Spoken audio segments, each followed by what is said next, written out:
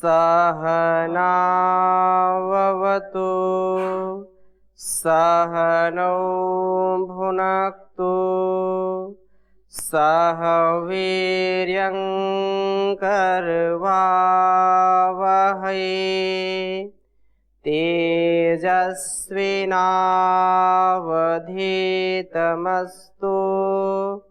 मा विद्विषावहै। ओम शांति शांति शांति। वैदिक जीवन पद्धति में हमने बहुत चर्चा की अष्टांग योग की। समाधि का प्रकरण भी जितनी इसकी चर्चा की जाए उतना ही कम है। फिर भी हम प्रयास कर रहे हैं कि जो बहुत ही नितांत है, बहुत आवश्यक है हमारे लिए, जिससे हमको कुछ प्रकाश मिल सकता है, उसकी हम यहाँ पर चर्चा कर रहे हैं। क्योंकि ज्ञान तो अनंत है, नॉलेज की कोई लिमिट नहीं होती है। इसलिए ये ज्ञान हमारा जीवन का अंग बने, हम जितना भी जाने उसको जीने का प्रयास करें। ऐसा प्रयत्न करने से व्यक्ति उस ज्ञान का लाभ ले सकता है, उससे अपने जीवन को उन्नत, उत्कर्षमय और आनंदमय बना सकता है। तो समाधि की चर्चा में योगियों का कैसा स्वभाव होता है, लक्षण होते हैं, और हमारे अंदर वो कैसे उतरे हमारे वाणी व्यवहार में, मनसा वाचा कर्मणा, हम भी योगस्थ हो जाएं, हम भी समाधिस्थ हो जाएं, समाधान में जिएं, व्यवधान में नहीं, समस्याओं में नहीं। समाधान हम स्वयं हो, समाधान युक्त जीवन हमारा हो, हम दूसरों के लिए भी कभी व्यवधान न पैदा करें, समाधान ही बने। ऐसा जो जीवन है वो योगमय जीवन है। इसकी जो चर्चा हमने पिछली कक्षा में की थी, पुनः उसको और आगे बढ़ा रहे हैं। कहा कि जो योगी है उसको योग सार संग्रह में श्लोक आया, परमात्मनि संलीनो विद्या कर्म बलान नरहा न सुखेन न दुखेन कदाचिद अपि युज्यते। बहुत उन्नत बात है कि परमात्मनि संलीनो, जो परमात्मा में ही सदा लीन रहता है, जो विद्या और कर्म के बल से, विद्या क्योंकि विद्या से ही सारे सद्गुणों का आधान होता है। विद्या विहीनः पशु भी समाना। भर्तरी भी बहुत विद्या का गुणगान करते हैं। येषां न विद्या न तपो न दानम गुणम न शीलम, ऐसा है श्लोक, वो बहुत अच्छा श्लोक है। दूसरा श्लोक ये है, विद्या नाम नरस्य रूपमधिकम प्रच्छन्न गुप्तं धनम विद्या भोग करी यशः सुख करी विद्या गुरुणाम गुरु विद्या बंधु जनो विदेश गमने विद्या परा देवता विद्या राजसु पूज्यते न तु धनम विद्या विहीनः पशु। विद्या से विहीन व्यक्ति पशु के समान है। विद्या धनम सर्वधनम प्रधानम, और विद्या ददाति विनयम। तो विद्या विद्याम च अविद्याम च यस्तद वेदो भयम सह अविद्या मृत्युम तीर्थवा विद्यामृतमश्नुते, ये वेद भी कहते हैं। तो कहने का आशय यह है कि विद्या जैसी हो वैसा फिर कर्म हो। विद्या कर्म बलान न रहा, विद्या से युक्त और वैसे कर्म से युक्त व्यक्ति परमात्मा में लीन योगी सुख और दुख से कभी भी जो है स्पृष्ट नहीं होता है। कहने का आशय ये है कि जो विद्या से युक्त होता है वो सुख और दुख में कभी भी विचलित नहीं होता। विद्या है, विद्या के द्वारा वो कर्म करेगा, जैसा ज्ञान होगा, शुद्ध ज्ञान शुद्ध कर्म और शुद्ध उपासना। जैसी विद्या होगी वैसा कर्म करेगा और उस कर्म में योगमय कर्म, योगमय जीवन, और ऐसा जीवन व्यतीत करने वाला व्यक्ति कभी भी न सुखे न दुखे न कदाचित अभी युज्यते, कभी उससे युक्त नहीं होता, उससे अलग होता है, सर्वथा उससे भिन्न होता है। और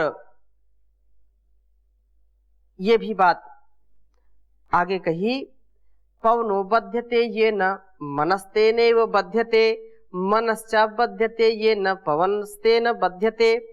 जिस योगी के द्वारा प्राण वायु का बंधन कर लिया जाता है, उसके द्वारा ही मन बांधा जा सकता है, और उसके द्वारा मन बांध लिया, जिसने मन बांध लिया है, उसी के द्वारा ही प्राण बंधन में आ सकते हैं, वो संभव है।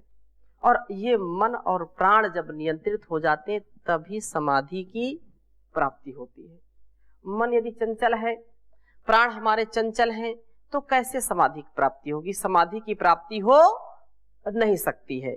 इसलिए यह परम आवश्यक है कि हम इन जो है साधनों का प्रयोग करें। और गीता में भी बहुत कहा कि प्रयत्नाद्यन मानस्तु योगी संशुद्ध किल विषः अनेक जन्म संसिद्धस्ततो याति पराम गतिम। जो प्रयत्न पूर्वक योग साधना में लगा हुआ है तथा पापों का नाश कर चुका है, वह अनेक जन्मों के संस्कारों में विगत कलमश होकर के परम गति को प्राप्त कर लेता है। और जो इसमें लगा रहता सतत ही, वही सदगति को प्राप्त होता है। और वो इतने उच्च स्थान को प्राप्त कर लेता है कि जो योग भ्रष्ट है, जो योग में जीवन नहीं जीते हैं, उनके द्वारा किए गए कार्यों को देख करके उसको पता चलता है कि वास्तव में ये किस स्थिति में जी रहा है। तो उसके विषय में बहुत अच्छी बात कही कि प्रज्ञा प्रसादम आरुह्य अशोच्याशोचतो जनान भूमिष्ठानिव शैलस्थः सर्वान प्रज्ञानुपश्यति। प्रज्ञा प्रसादम आरुह्य, कि प्रज्ञा रूपी भवन पर आरूढ़ होकर के शोक ना करने के योग्य प्रज्ञा पुरुष शोक करने वाले पुरुषों को इस प्रकार से देखता है जैसे पर्वत पर खड़ा हुआ पुरुष नीचे भूमि पर खड़े हुए लोगों को देखता है। जो योगी हो जाता है, जो समाधिस्थ हो जाता, समाधि की जिसको प्राप्ति हो जाती है, वो समाधि की प्राप्ति किए हुए व्यक्ति को चीजें बिल्कुल स्पष्ट नजर आती हैं। उदाहरण देते हैं कि जैसे कोई व्यक्ति पर्वत की चोटी पर चढ़ा हुआ है और नीचे के लोग जो है कैसे किस कदर भोग में, किस कदर रोग में बिलबिला रहे हैं, परेशान हो रहे हैं, लड़ रहे हैं, झगड़ रहे हैं, ईर्ष्या द्वेष छल कपट में अपने को लगा रहे हैं।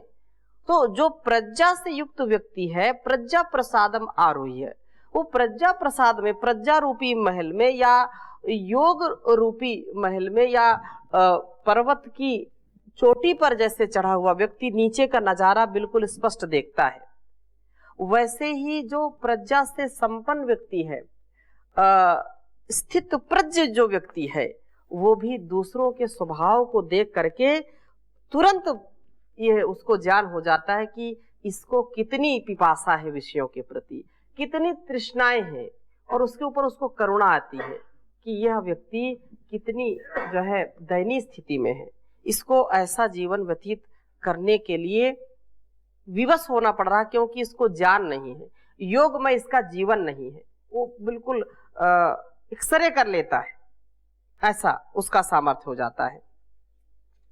और आगे इसी बात को कह रहे हैं, मरणम यत्र सर्वेषां तत्रासौ परजीवति यत्र जीवन्ति मूढ़स्तु तत्रासौ मृत एव तु। मरणम यत्र सर्वेषां तत्रासौ परजीवति यत्र जीवन्ति मूढ़स्तु तत्रासौ मृत एव। ये बहुत अच्छा योग शिखा का श्लोक है कि जिन दुखों को देख करके मूढ़ पुरुषों की मृत्यु होती है, उन दुखों में योगी जीवित रहता है, उन दुखों में योगी जीवित रहता है। और जिन दुखों में, जहां सुख अवस्था में मूढ़ लोग जीते हैं।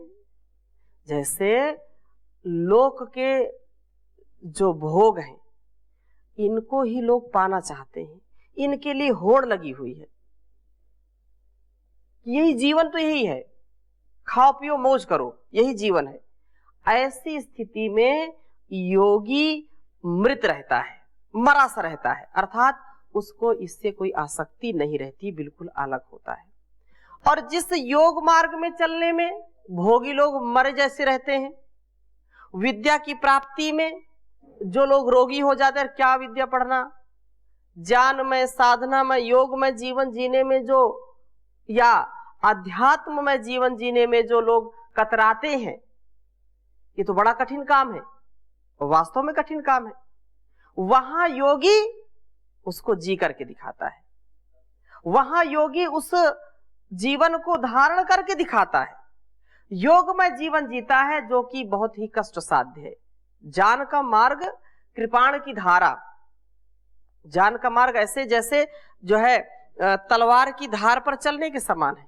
कठोपनिषद में इसीलिए तो कहा इसको कि क्षुरस्य धारा, क्षुरे की धार के समय उत्तिष्ठत जागृत प्राप्य वारण्य बोधत, क्षुरस्य धारा निष्ठा दुरत्या दुर्गम पथस्तद कवियो वदंती। ये बहुत दुर्गम पथ है, इसमें चलना इतना सरल काम नहीं है।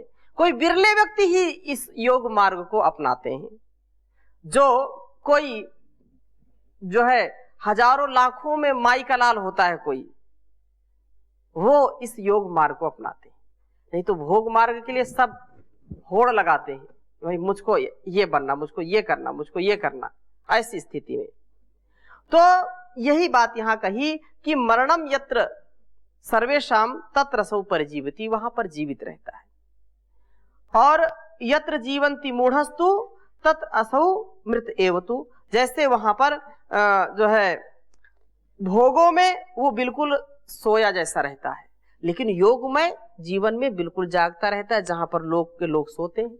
ये बात गीता में भी कही, या निशा सर्वभूतानाम तस्याम जागर्ति संयमी यस्याम जागर्ति भूतानि सा निशा पश्यतो मुने, कि अन्य समस्त प्राणियों के लिए जो रात्रि है उस रात्रि में योगी जागता है, और जिस दिन में प्राणी जागते हैं वह विद्वान योगी के लिए रात्रि कहलाने के योग्य है। भोगों की प्राप्ति में लोग जागते रहते हैं, बड़ी जागरूकता के साथ उसको प्राप्त करना चाहते हैं, लेकिन उससे योगी विमुख हो जाता है, उसको वो देखते हुए भी देखता नहीं है। ये बात। और गीता में 14वें अध्याय में 25वां श्लोक है, उसमें भी यही बात कही कि मान अपमान योगस्तुल्यो मित्रारि पक्षयोः सर्वारंभ परित्यागी गुणातीतः स उच्यते। मान अपमानयोः तुल्यस्तुल्य मित्रारि पक्षयोः सर्वारंभ परित्यागी गुणातीतः स उच्यते, कि जो योगी मान और अपमान में तथा मित्र पक्ष और शत्रु पक्ष में समान भाव रखता है, तथा समस्त व्यापारों का जिसने परित्याग कर दिया है, वह योगी त्रिगुणातीत है, तीनों गुणों से वह जो है अतीत हो जाता है, त्रिगुणातीत कहलाता है। वो मान अपमान उसके लिए तुल्य है, वह शत्रु और मित्र के दोनों ही पक्षों में जिसका समान भाव है, और सारे व्यापारों को करते हुए भी वो व्यापारों से ऊपर उठ गया है, देह होते हुए भी विदेह हो गया है, देह के आकर्षण से सर्वथा ऊपर उठ चुका है। और योग वार्तिक का एक श्लोक और है, यथा अग्नि अग्नौ संक्षिप्तः समानत्वम अनुव्रजेत तथा आत्मा साम्यम भेति योगिनः परमात्मना। जैसे अग्नि में फेंकी गई अग्नि समानता को प्राप्त कर लेती है, वैसे ही योगी का आत्मा परमात्मा से मिलकर के समानता को प्राप्त कर लेता है।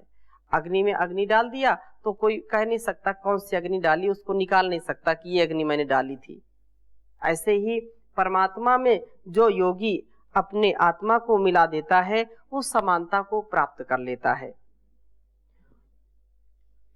क्योंकि ये विशद है, इसलिए मैं बहुत मुख्य जो है उसी को आपके समक्ष रख रहा हूं। कहा कि यावन् लभ्यते शास्त्रम तावत् गाम पर्यटेत यतिः सदा लभ्यस्ते शास्त्रम तदा सिद्धि करे स्थिता। जब तक योग साधक को योग शास्त्र की उपलब्धि नहीं होती तभी तक वह पृथ्वी पर भ्रमण करता फिरता है। जब उसे योग शास्त्र की प्राप्ति हो जाती है तो सिद्धि हाथ पर रखी हुई समझो। जिसके संस्कार में योग है, जिसने पूर्व जन्म में भी योग में जीवन जिया है और इस जन्म में भी वो जीना चाहता है, जब तक उसको आलंबन नहीं मिलता है, जब तक उसको योग का ज्ञान नहीं होता है, तब तक तो वो उससे अनभिज्ञ है।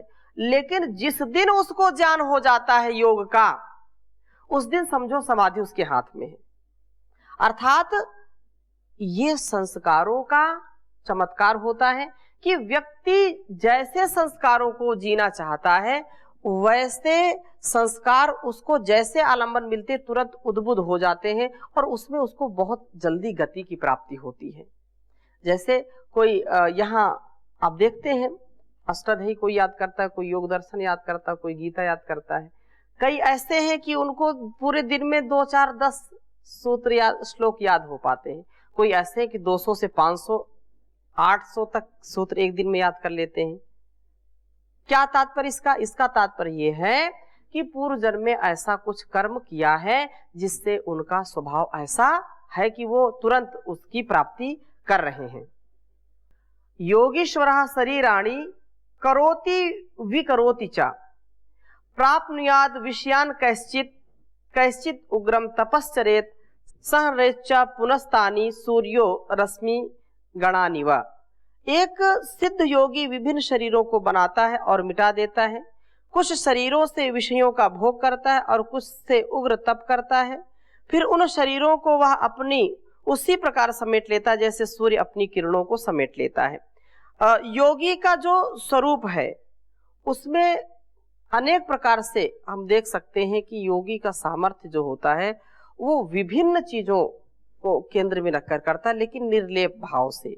परम पूज्य स्वामी जी महाराज कितना कार्य करते हैं, अपने अलग अलग स्वरूप उनके हैं। जिस समय जिस की आवश्यकता होती है उसको पूरा आप देख सकते हैं 100%। ऐसे योगी का भी जीवन होता है कि वह अनेक रूपों में अपने को समाहित करता, अपने को प्रकट करता है, लेकिन उससे निर्लेप रहता है। उसको तुरंत अपने में समाहित करने का सामर्थ्य भी उसको होता है, तुरंत समेटने का भी सामर्थ्य होता है। योगी च त्रिविधो ज्ञेयो भौतिकः सांख्य एव च तृतीयोऽन्त्याश्रमी प्रोक्तो योग उत्तममा स्थितः। कि योगी 3 प्रकार के होते हैं, भौतिक, सांख्य और अंत्याश्रमी। तीसरा योगी ही उत्तम स्थिति को प्राप्त होता है।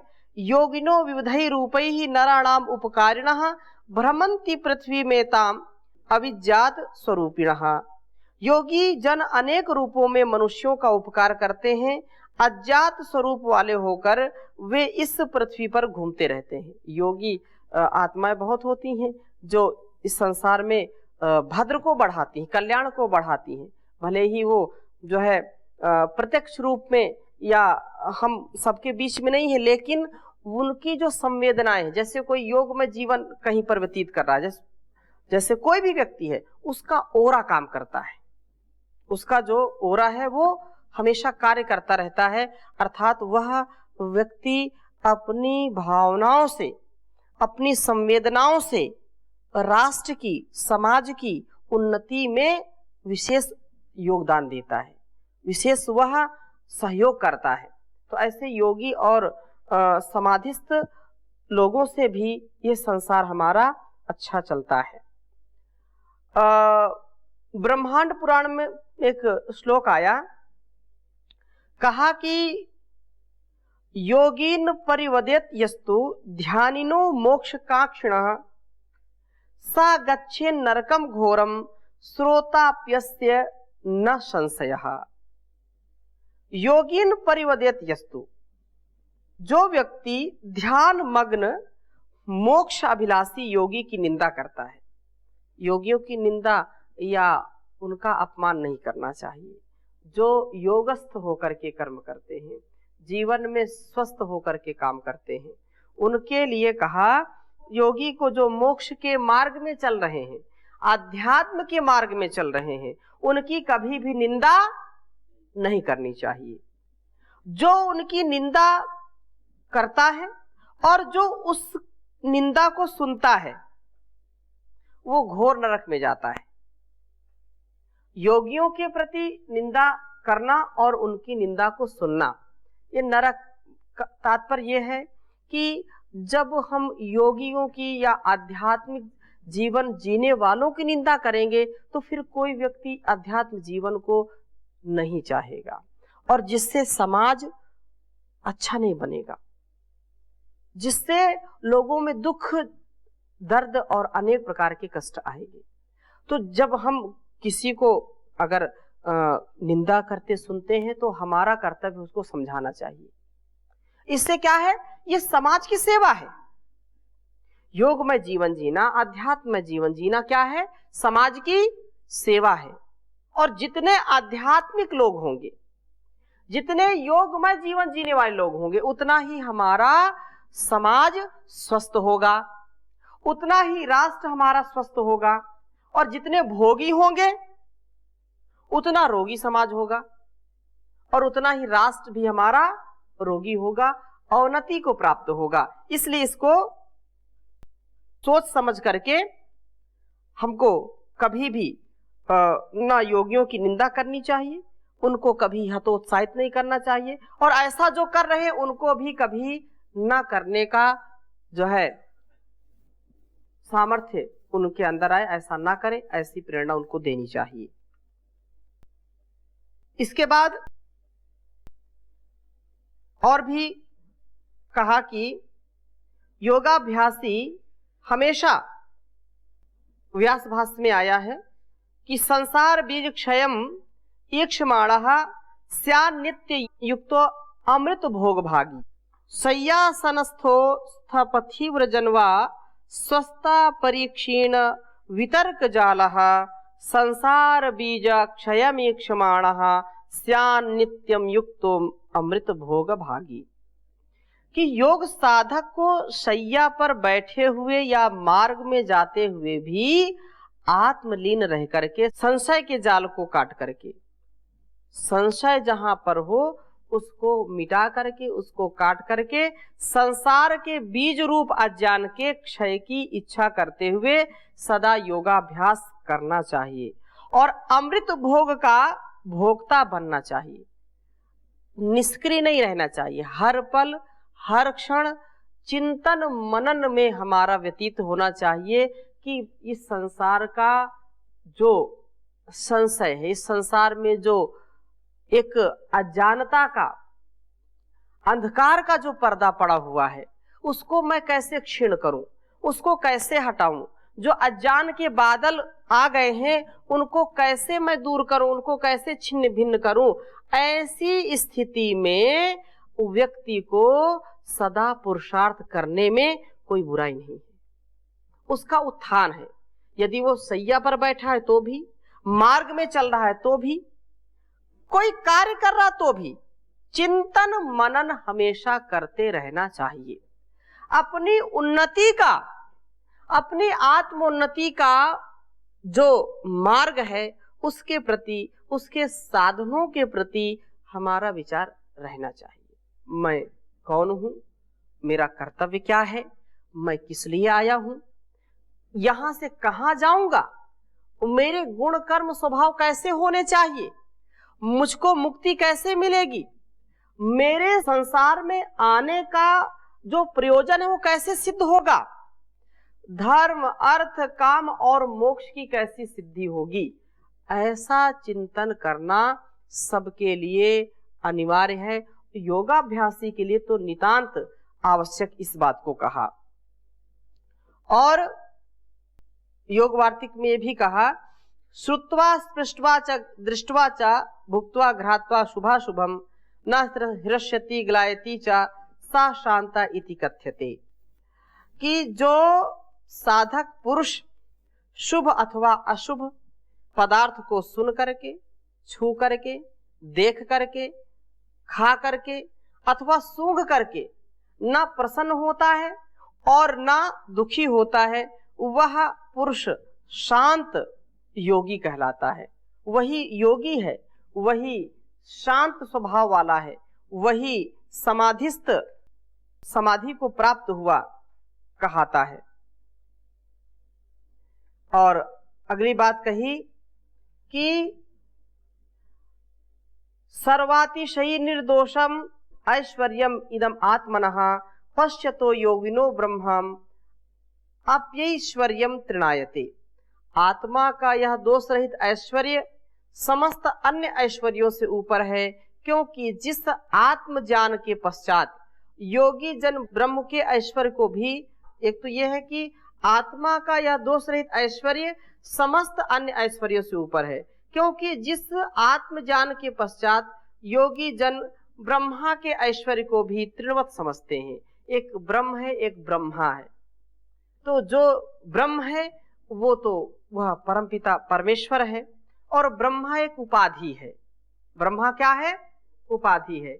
यह जो संसार के आदि में ब्रह्मा नाम की जो उपाधि है, जिसको चारों वेदों का ज्ञान होता है, और वह संसार में अपने ज्ञान से, अपने तप से प्रजा उत्पन्न करता है, शिष्यों को उत्पन्न करता है, वो ब्रह्मा है। लेकिन वह पर ब्रह्म परमेश्वर है। वह जब उसका ज्ञान होता है तो उसको सारे संसार का भोग ऐश्वर्य भी मिले तो भी वो कम है, उसके लिए वह कभी परेशान नहीं होता है। सर्वासाम निज वृत्ति नाम प्रवृत्ति भजते लयम सा भवेत सिद्ध सिद्धांते सिद्धा योगी महाबला। जब चित्त की समस्त वृत्तियों का लय हो जाता है तब वह योगी सिद्ध पुरुषों के सिद्धांत के अनुसार सिद्ध योगी कहलाता है। बिना चित्त की जो है एकाग्र अवस्था, बिना चित्त के विशेष स्थिरता के योग की सिद्धि नहीं होगी। इसलिए योगस् चित्त वृत्ति निरोधा कहा है। योग क्या है? चित्त वृत्तियों का निरोध है। तो चित्त वृत्तियों का रुक जाना, विषयों का रुक जाना ही समाधि है, और समाधि समाधान है। तो आज यहीं तक, शेष चर्चा अगले भाग में। ओम शांति शांति शांति।